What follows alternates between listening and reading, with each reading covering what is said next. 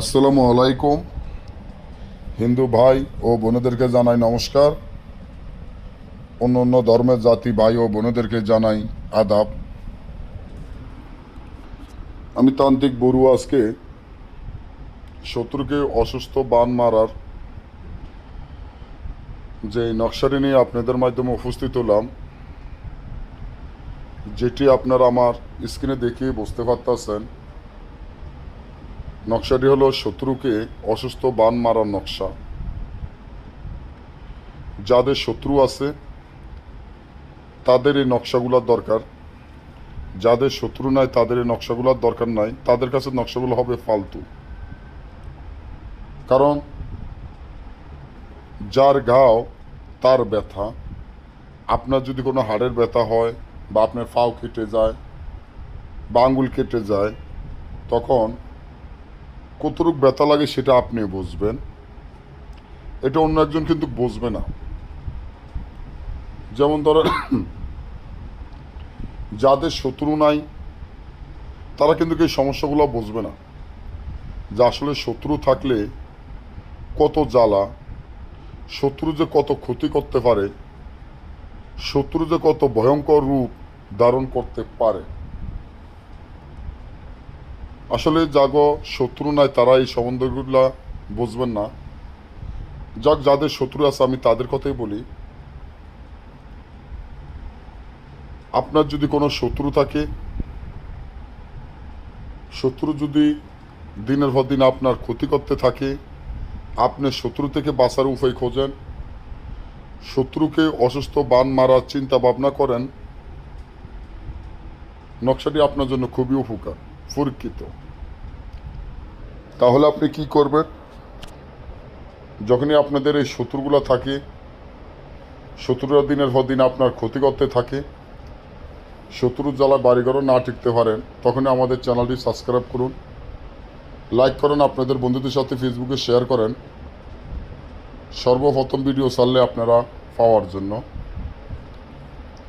তো যাদের শত্রু আছে, শত্রুর জ্বালায় আর টিকতে না পারেন, তারা এই নকশাটির সুন্দর মতো সিলের রক্ত দ্বারা কাফনের কাপড়ে লিখবেন শত্রুর নাম, শত্রুর মাতা পিতার নাম সুন্দর মতো তাবিজের নিচে লিখবেন। যখন লেখা শেষ হবে, তাবিজটি ভালো করে জাগৃত মন্ত্র পড়তে হবে। আপনি অনেক সময় জাগৃত মন্ত্র বোঝেন না। একটা তাবিজের জাগৃত মন্ত্র যদি না পড়েন তাহলে তাবিজ জাগব না, তাবিজ কথা বলবে না, তাবিজ লড়াচড়া করবে না। যেমন ঘুম আর মরা মানুষ এক সমান। যদি আপনি ঘুমে থাকেন, আপনাকে কেউ যদি না জাগায়, তাহলে আপনি ঘুমে থাকলেন, যে সময় মন চায় আপনি এই টাইমে ঘুমের থেকে উঠলেন। আর যদি আপনাকে কেউ, আপনি এখন ঘুমাইলেন, আধা ঘন্টা বাদে কেউ যদি আপনাকে জাগাইয়া দেয়, আপনি দ্রুত দৌড়িয়ে চলে যাবেন।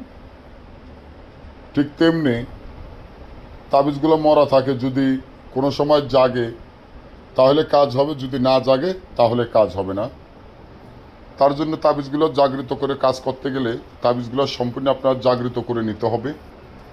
হয়তো জাগৃত মন্ত্র দেওয়ার মতো এখানে আমার সময় নাই, তাই জাগৃত মন্ত্রটা আমার কাছ থেকে আপনারা পার্সোনালভাবে ইমো হোয়াটসঅ্যাপে নিয়ে নেবেন। যাদের শত্রু আছে, যারা শত্রুকে অসুস্থ বান মারিয়া অসুস্থ করে বিছানায় ফেলে রাখতে চান, তাদের এই মন্ত্র দরকার হবে। তাহলে আপনারা পার্সোনালভাবে আমার কাছ থেকে এটা নিয়ে নেবেন। নিয়ে যখন কাফনের উপরে তাবিজটা লেখা শেষ, জাগৃত মন্ত্র পড়বেন, নাম ঠিকানা লেখার পরে একটা পুতুল তৈরি করবেন। পুতুল তৈরি করবেন আডা রুডি ধারায়, আডা ধারা অথবা ময়দা ধারায়। বুক বরাবর তাবিজটি গেড়ে দিয়ে আপনারা যে কোনো শয়শনে গেড়ে রাখবেন।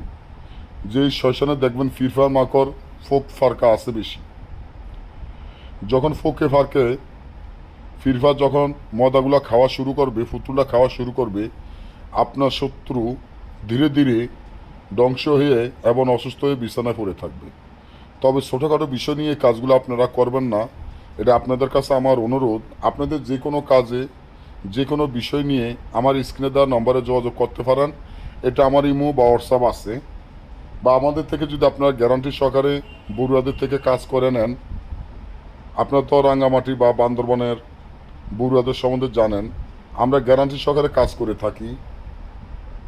আসনের খরচ যেটা আপনাদের কাজে খরচ যাবে, এছাড়া বাড়তি কোনো টাকা লাগে না। খরচটি দিয়ে আমাদের থেকে আপনার কাজটি করে নিতে পারবেন। তো আজকে এই পর্যন্ত। যে কোনো কাজে, যে কোনো প্রয়োজনে, যে কোনো সমস্যার জন্য ফোন করবেন।